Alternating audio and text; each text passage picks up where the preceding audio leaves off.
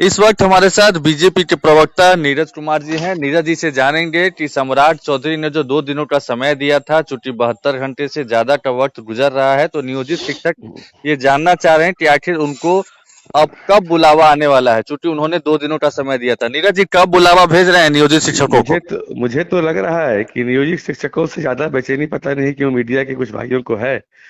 अभी दिल्ली में हम लोगों की बैठक चल रही है जी और माननीय डिप्टी सीएम ने मुख्यमंत्री से इस विषय में बात भी की है और काफी कुछ संशोधन भी हुए हैं, जैसे कि ऑफलाइन परीक्षा भी दे करके लोग पास कर सकते हैं और परीक्षा के सिलेबस में भी बदलाव की बात हो रही है। मुख्यमंत्री जी के पास फाइल पहुंच गया है। जी। माननीय डिप्टी सीएम भी अभी दिल्ली में है, वो लौट के आएंगे। आते ही एक आध दिन में 2 दिन में सभी के पक्ष में निर्णय होगा। घबराने की कोई जरूरत नहीं है। उन लोगों से हमारी पार्टी के लोगों ने अपील भी किया है कि वो जी। अपने शिक्षक अपने काम में लगे और हर फैसला उनके हक में होगा। उनकी नौकरी भी नहीं जाएगी, यह भी मोटा मोटी तय हो चुका है। नहीं, बहुत चीजें तो क्लियरिटी हुई है, आप लोग के स्तर से भी या शिक्षा मंत्री के स्तर से भी। जी और जी। के पाठक जी ने भी जो लास्ट टाइम सीतामढ़ी में बहुत कुछ बताया था, साफ किया था स्टैंड की हम्म। सरकार क्या सोचती है, विभाग क्या सोचता है। लेकिन हम्म। वही सारी चीजें अभी चूंकि मौखिक रूप से चल रही है, संशोधन की जरूरत पड़ेगी आपको, जहां तक मुझे लगता है कि नियमावली में। तो आपने हाँ, बोला तो कि फाइल भी संशोधन सर जी एक जी। संशोधन एक प्रक्रिया के तहत होगी। वो 1 मिनट में भी हमने बोला, बयान दिया और हो जाएगा, बिल्कुल। ऐसा नहीं होता है। हम्म। हमारे माननीय डिप्टी सीएम साहब शिक्षकों के प्रतिनिधि से बात की, माननीय सम्राट चौधरी जी।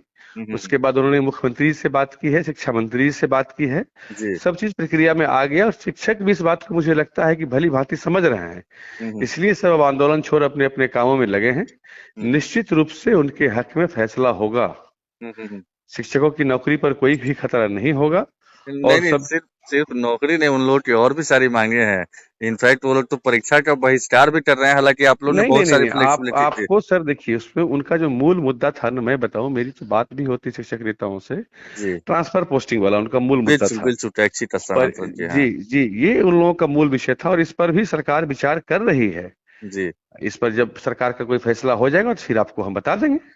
अच्छा। हाँ, लेकिन लेकिन मुझे विश्वास है कि ये फैसला उनके हक में ही होगा, ये मुझे भरोसा है। मतलब ऐच्छिक स्थानांतरण वाले में भी नियोजित शिक्षक जैसा चाहते हैं। उनके ऑलमोस्ट हक आप में लोग हाँ। फैसला होगा, क्योंकि तुम इस पर बयान भी आ गया माननीय मंत्री जी का जी। कि महिलाएं हैं, ये हैं, उनको घर से दूर दिक्कत होती है, तो हाँ हाँ। सरकार इन सबका ख्याल रखेगी। जी जी जी। इन चीजों का सरकार ख्याल रखेगी। ये जब एनडीए की सरकार बिहार में है, हाँ जो हाँ। शिक्षकों के हित में काम करने वाली सरकार है, हाँ हाँ। और यही भाजपा जो एनडीए में आज शामिल है, शिक्षकों के हक की लड़ाई के लिए सड़कों पर लाठियां खाई थी भाजपा ने, भाजपा के नेताओं ने। हमारे हम अध्यक्ष सम्राट चौधरी जी पर स्वयं लाठियां चली थी। डिप्टी सीएम विजय सिन्हा जी पर लाठी चली थी। हमने अपने एक साथी की जान भी गंवाई है। तो हमें इसका एहसास है और थोड़ा सा धैर्य रखिए। बस इसीलिए उम्मीद भी नियोजित शिक्षकों को आप ही लोगों से सबसे ज्यादा है।